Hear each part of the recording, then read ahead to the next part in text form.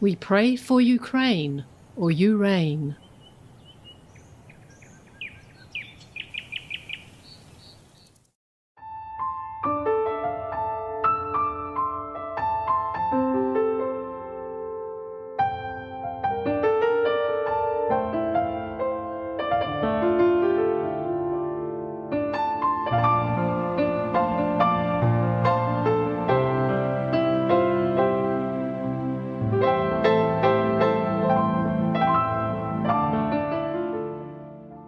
Why do we go so far? What was we talking about? Oh, I mean about the water, eh? About the rain here in Paris. Yeah. Recently, the weather changed a lot. You know that, right? Yeah. Normally, at this time, we don't have rain, right, Parisians? Huh? No, huh? A little, but yeah? Normally not very hot. I remember when I was here a long time ago. This is the hottest month, and you had to run away from Paris. Normally, Paris is all deserted at this time. Nobody ever stays in Paris, yeah? They force you to go on holidays. They pay you to go, yeah. Yeah, it's like that. I know it. Okay, so now, whew, we're grateful for this rain. It's refreshing. Otherwise, it would be too hot for us to sit here, even, yeah? Or outside, yeah? It's not possible. Not possible in a tent like that. You cannot bear it. You would think you are in Africa. Yeah. Okay, so we pray that the situation will improve for Darfur and other poor refugees. But Darfur seems to be the most desperate. First, because we tried to go in, but we cannot do it directly. I know they're so restricted, the policy there or something, because of the war or something going on or some rivals. They don't let us come in. And then second, I tried to give the money to a very powerful organization, the most powerful one, and then they don't take it. I don't know why. They were appealing on television, but then when we gave, they didn't take it.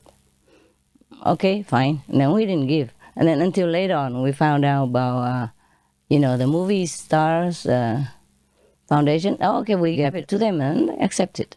But still, I don't know how the red tape would allow them to do anything quick or not. Over there they have to go 10 kilometers to get water and wood, because everybody goes there and gets, and so wood is rare also and water is rare. So we are truly lucky. Every day you have to thank God for what you have, eh? Really, we are lucky, huh? I cannot emphasize it enough. It will never be too much for this. We have to be always grateful.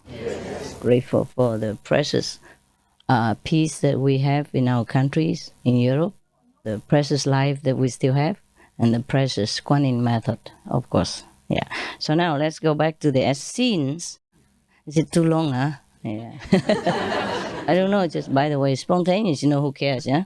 It's not an orchestra that I have to sing certain notes at certain times, is it? No, huh? You don't mind, huh? No. If you mind, you can go out. Huh?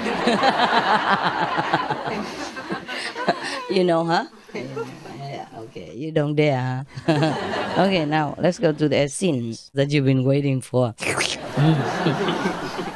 Okay, about the man Banus, he lived in the wilderness, yeah, as some of the yogis. They are really maybe tired of the world, or maybe they are tired of the way people live their life, and they don't want to be influenced by this kind of not very favorable life for spiritual enlightenment. So he went into the wilderness. I remember Jesus also went there once for 40 days. Buddha was also under the Bodhi tree alone.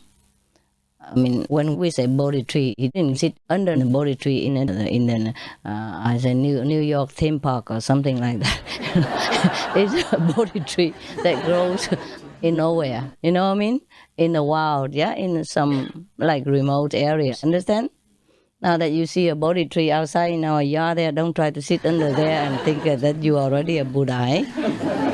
So you can see that most of the really elevated practitioners, they somehow do go into some retreat sometimes in their life in order to be far away from the uh, how you say, the atmosphere of the world, which is not very conducive to their practice. Perhaps in the beginning, or perhaps during all their lifetime, they do it again and again. Hey, okay? Yeah. Brother, enough already. I'm pretty. Now and again, okay?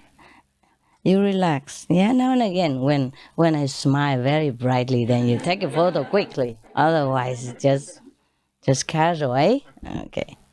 Uh, So this guy, this master called Banas, he went into the wilderness at Wisi, and he made his clothes out of the bark and leaves of trees, fed upon wild fruits that we talked already about. Sorry, and then he bathed several times in cold water, just to wake him up. I think, just to stay awake. Yeah, that's the idea of cold water. No, did you try that? Ice? Yeah. Okay. Wash your face with ice cold water. I think when you're cold, you can't even sleep. It's true, huh? Yeah, I tried that many times. Yeah, really, you can't sleep. But it's also difficult to concentrate, to meditate. Yeah, because you feel like restless and in pain, huh? Sometimes. So temperate is the best, huh? Temperate is the best. So in this man, this is Josephus talking again. In this man's company, I spent 3 entire years undergoing all kinds of trials, temptations, and privation. Wow. And then returned to the city. Yeah.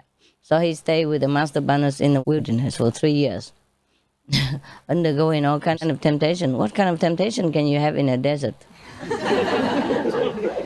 Huh? Tell me. It's your own temptation, right?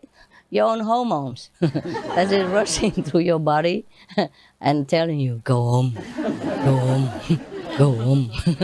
Yeah, yeah. Go find a woman, find a man, something like that. What for you eat just wild berries in here and befriend only the desert rabbit people. Yeah, there are a lot of coffee shops in the city where you left is still there, beautiful girls and so and so. Especially for the men, it must be pretty hard, hey?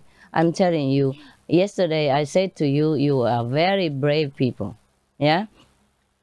Because just to be vegan only, how many people can be, okay? The greatest victory is over ourselves, yeah, not over any so-called enemy. Eh? It's so easy to grab a gun and shoot somebody in the face, especially when they are defenseless, when they have no weapon, no means to defend themselves, or they don't even know how. Yeah, innocent people, they don't even ever see a gun in their lives, let alone use it to defend themselves. Yeah, so it's so easy to kill anybody. It's not easy to save somebody. Yeah, that is the most difficult part and the most noble part that we should try to strive for, saving lives, not killing. Killing is so easy, dead easy. Yeah, even kids, they can do it. They don't need to be even trained to do it. All you need is just a gun or a knife, and then you go, wow, and then that's it, it's happened. And even if people keep drinking alcohol or taking drugs, then it will help them to go even more berserk. They don't even know what they're doing or so, and then it's nothing at all. So the most difficult mission is to save lives, yeah, be it human or animal. People to kill is cheap, no, easy, yeah. Me thinks, my humble opinion.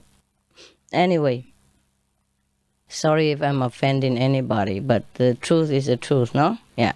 And even the most victorious battle is to, to what? Conquer yourselves. Yes. And that's what you did. Yeah. And you are still doing it. Sometimes it's still difficult, but you're doing it and it's fine. It's not about even the victory. It's the trying to do it, at least, yeah? If everything's easy, then we don't need to feel proud about it, right? Yeah. is to do the thing that is not that easy, to measure your strength and your stamina and your power of will. Okay? All right. So now this guy, he stayed three years with the master, eating wild berries and bathing several times per day or night in cold water.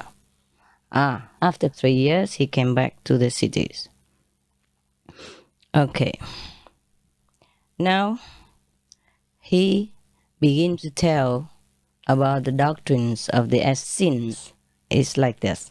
The doctrine of the Essenes tends to teach all men that they confidently may trust their fate in the hands of God, as nothing happens without His will.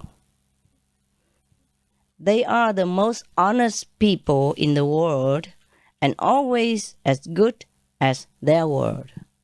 Well, that sounds very familiar. That's why we have the 5 precepts. We tell the truth, we respect other people's property and not taking it home and taking care of it, for example. For example, yeah. Yeah. Okay. So they are the most honest people in the world. Yeah. And always as good as their word. Means whatever they promise, that's the way it will be. Yeah. So in our group, sometimes we don't even write check. We just write, okay, $20,000 on a piece of paper, and that will be given later. That will be paid in due time. He's listing all the qualities and the virtues of the Essenes. Okay. One is they teach all men that they can trust God. And the second is the soul is immortal. Yeah. The third, they are the most honest people, honorable people. And the fourth, they are very industrious and enterprising and show great skill and concern in agriculture. Yeah. Of course, you have to feed yourself, yeah, and feed other people. Yeah? So agriculture has always been very essential to any spiritual community. Yeah, we have many communities nowadays still doing the basic work. The simple lifestyle that their ancestors were always doing. They plant their own vegetables. They till the land. Yeah, they tend their own cattle, just to till the land. They don't even use much of the machines. They build their own houses. They teach their own children. Many communities are still like that all over the world, in different countries, different communities. But basically, they are similar in a sense that they take care of themselves. Yeah, they plant their own food, and they will not depend too much on the ups and downs of the society, but depend on their own labor and on God's grace. Another of the virtues continues, but most of all are those venerated, esteemed, and admired who live in a wilderness. Yeah. Probably these are the ones who already cut completely attachment to any possession, fame, profit in the world. They don't care anymore. They just gone to the wilderness, live from the providence, and do not seek any recognition of any kind. That is why they are recognized and revered, because of their true detachment and the true devotion to God inside their heart. Yeah, it's not the action of going to the wilderness that will earn you esteem and veneration from people. It is your attitude. It's your true renunciation. Understand? It's not the robe that you wear. It's not the place that you live. It is the inside that generates this kind of holiness. Yeah, that makes people trust you. Okay. So just like every time, most people, they go into the wilderness and people will seek them out. Yeah. Okay. On account of the sense of justice that they ever show and the courage and intrepidity that they manifest in ever defending truth and innocence and purity, like that, purity. This trait is not found in such a high degree either with the Grecian or any other people. I'm sorry, it mentions Grecian here. I don't know why. Probably at that time, the high priest of Greece was supposed to be, high order, yeah, and was supposed to be revered by people. So maybe that's why he compared it like that. It's like this kind of honesty, purity, diligence, and devotion were not found in such high orders of priesthood, perhaps established religious orders at that time. I guess that was 37 AD, after Christ. Okay.